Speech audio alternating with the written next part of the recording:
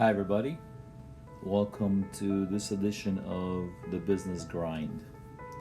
And so today we're going to go into the next section that's called Muster Massive Doses of Energy and Enthusiasm.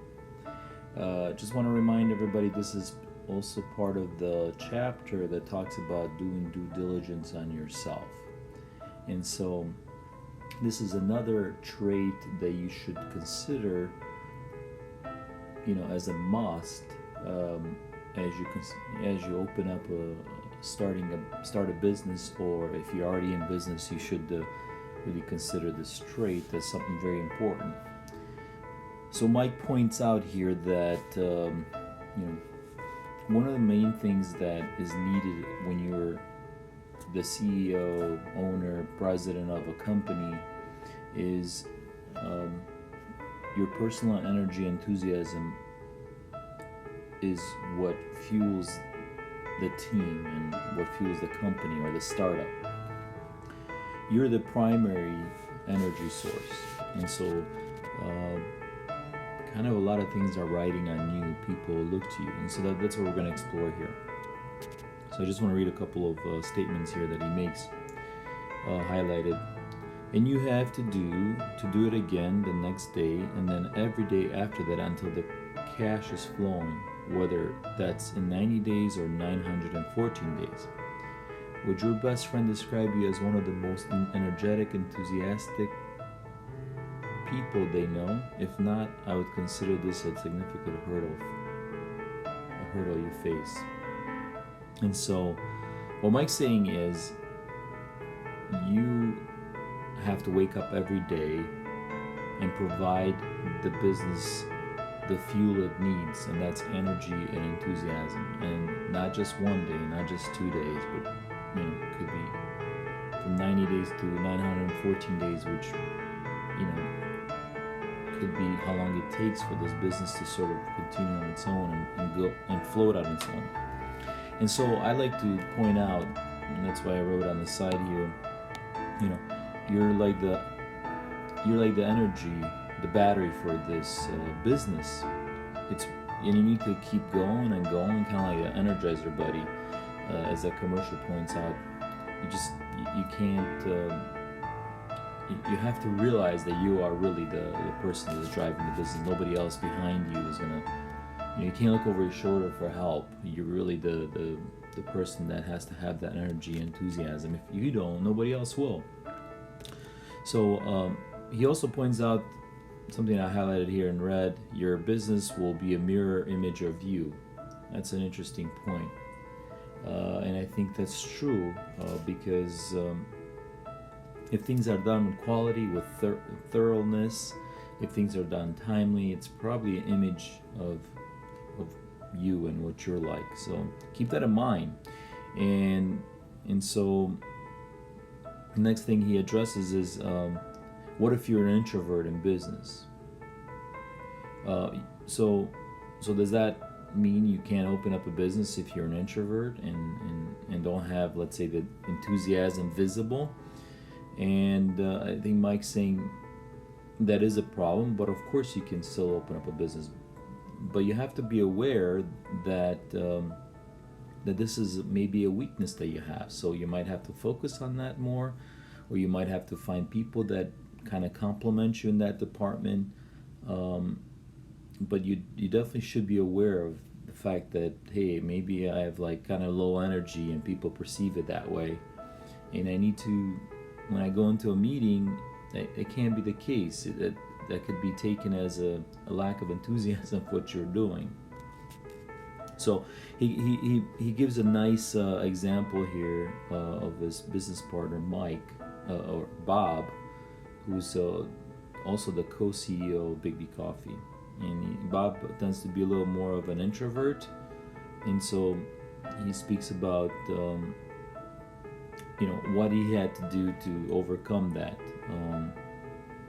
And he makes the point that Bob, what he did, knowing perhaps that he's more of an introvert and kind of avoided people, he realized that he has to act out even if is not truly that, he has to be an actor in those scenarios, and be enthusiastic and portray enthusiasm or energy or whatever.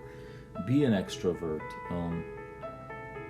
And so in business, you simply need to figure out when you need to play the extrovert, when you figure out how to do it. So that's very important, and between him and Bob, they figured that out. So I also made a big note here as a gut check, and let's see what that is. Can you be told 6 reasons why your business sucks today? Put your ego in your pocket and continue to act enthusiastically while bringing overwhelming positive energy and enthusiasm. And so this is another big factor that kind of plays into this section here. So you're going to get many people that will kind of give you negative feedback or negative reviews, whether they're true or not, or just kind of bum you out. And I think it's very important that you have to be able to gut that. You have to be able to not let that bring you down. You have to continue to get past that and continue to be energetic, enthusiastic about what you're doing. You have to believe in what you're doing. Or at the very least, and I think this is the kind of where it leads us to the next point here, maybe you'll even doubt yourself along the way, but it's okay for you to know that, but nobody else really needs to know that. And so you need to, at the very least, be able to ignore negativity and doubters, and in a way, fake it until you make it. I make a big kind of point here. Fake it till you make it. You probably heard that statement many, many times, but it's true. Sometimes you just have to act like that's the case. It's going great. The company is bigger than it maybe is, because eventually it will get there. But you have to kind of, fake it till you make it kind of deal.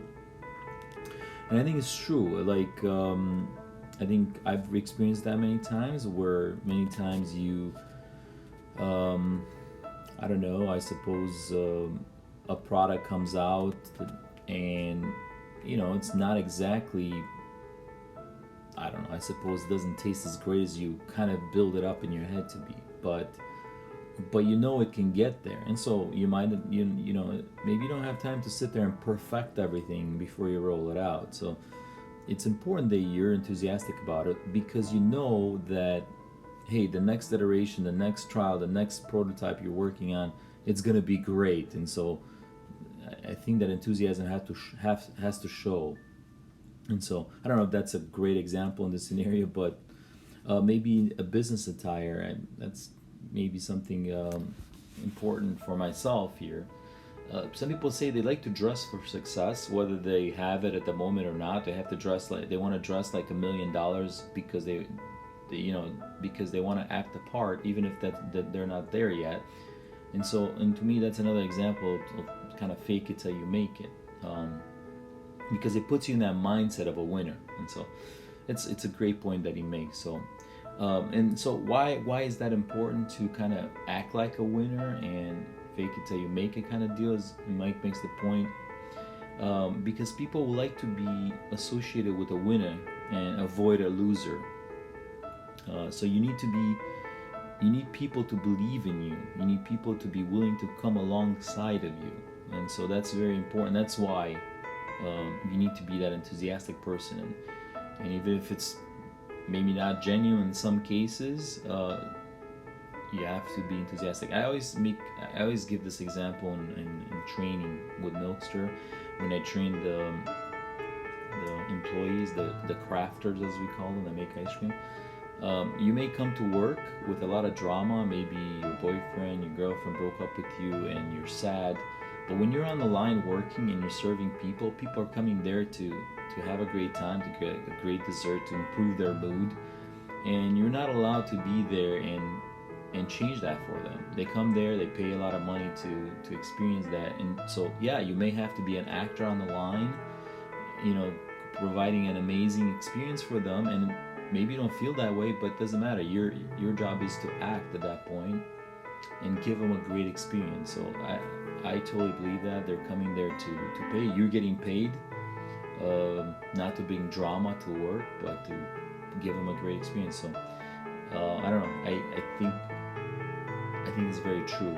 I think when an actor goes to work and he has to act in a role that may be joyful and maybe very positive, but let's say they have drama at home, they can't bring that to the camera, to the screen. Nobody wants to see that. So I think it's very important what he's talking about here. So let's go kind of continue down this idea. So even when you're having a horrible day, you must bring to the positive energy. You have to find within yourself, and if you're miserable, you have to fake it. You must make people believe, even at times that don't. People want to associate with the winner. And so I've highlighted here in green, if you lack enthusiasm towards your business, that will kind of show through. And so you're going to be in trouble. You cannot lack enthusiasm for a business, for your business especially. Second, and most important, your people will feed off of you. And so this is another point in this kind of fake it you make it, why it's important. When you're the owner of a business and or the CEO or the leader of that business, people are going to look up to you. Your employees are going to kind of feed off of your energy. And so when they're kind of disappointed or they're dealing with issues in their department, let's say, they're going to look to the leader to kind of help them get over that day. And so it's important that you can't walk in bummed out because people, you're going to impact people in this particular situation. And so keep that in mind. You're a leader now of your startup, of your store, of your franchise, of whatever you're doing. People are going to look up to you. So they're gonna feed off of that energy, that battery that we discussed earlier, and so you need to act that part. And so the last kind of discussion here is about an example that Mike gives, and it's also about Bob, and he talks about Bob in the early days of starting Baby Coffee when they were actually involved in running the store themselves. And when they first started the first store and they were very slow and there's technically no customers coming in except here and there, whenever Bob would see somebody kind of approaching the store in the parking lot, he would turn on the wand, the milk wand, on the espresso machine. And for some of you that don't understand that makes a kind of a really loud noise, and so that's for steaming milk. And he would start wiping down the counters and sort of kind of act like they just had the biggest rush of their life. And when the customer would ask, how are things going, he'd go, as they walk up and they're about to greet him, they say, whew, we just had the biggest rush. What can I get for you? And so that gave the customer the sense of, I'm not walking into this place that's empty and kind of a loser situation, but I'm walking into a place that, wow, there were 1 million people here before me, and wow, I caught them at the right time. That's why it's empty in here right now. So it's an example of sometimes what you need to do, especially at the beginning of a business. You have to be positive, and you have to give people that positive enthusiasm. And so maybe next time they do come, the place is going to be packed, and especially because of the fact that you kind of made this. You got to believe in yourself. You got to believe in your product, and you got to let people believe. Help them believe in the product too. And so keep this in mind. I think that's a great example Bob gives. So especially, let's say, when people will ask, "How's your business?" And how are things going? Your answer needs to be, well, it's okay, it's going. It can't be that. It needs to be really enthusiastic. So what Bob would say, it's way better than expected. It's been amazing. And so, Mike explains, it's not lying to people. because things are better. I guess he expected horrific. They expected to completely tank, but things are a little bit better than that. So it is better than they expected. And yeah, it is amazing. It's been an amazing journey. Like amazing in the sense that there's a lot of things they didn't expect. Like the worst things that maybe they didn't expect happen. So that's amazing. So anyway, the point is that, guys, ladies, be positive. You can't afford to be, especially the beginning of a startup, to have a bad day. You need to be that cheerleader. And so check yourself. Maybe this is not for you, or maybe this is something you lack and you need to improve on. And so what you can do is, take a hint from this. Maybe start listening to other podcasts and videos about positive stories, because everybody's gone through this at the beginning of a business. That's how it is. It's not easy, for me personally, a lot of hearing stories of people struggling sometimes helped me, because I realized, hey, I'm not the only one. And so keep that in mind. Everybody struggles at one point or another, including somebody as big as Big B Coffee, who has now over 300 locations around the country, or around 300. They're on their way to hopefully $1 billion in about 10 years. Anyway, but they started out, in a tough spot too, but they had to be positive. So I think what Mike is bringing to the table is lessons learned from, the hard way. So hope you enjoyed this section. Have a good afternoon, day, night, whatever finds you. And I'll see you in the next section.